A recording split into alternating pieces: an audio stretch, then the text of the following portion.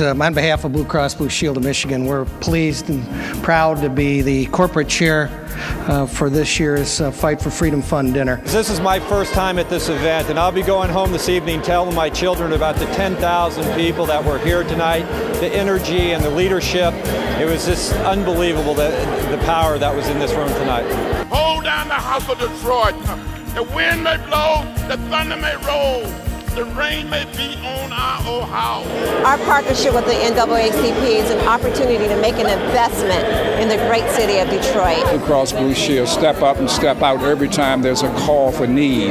And we're just honored to have them once again take a leadership role, and they've been doing it for a long time. It's the 36th straight year that Blue Cross has played a major sponsorship role. And thank you, Blue Cross. Thank you for bringing folk downtown.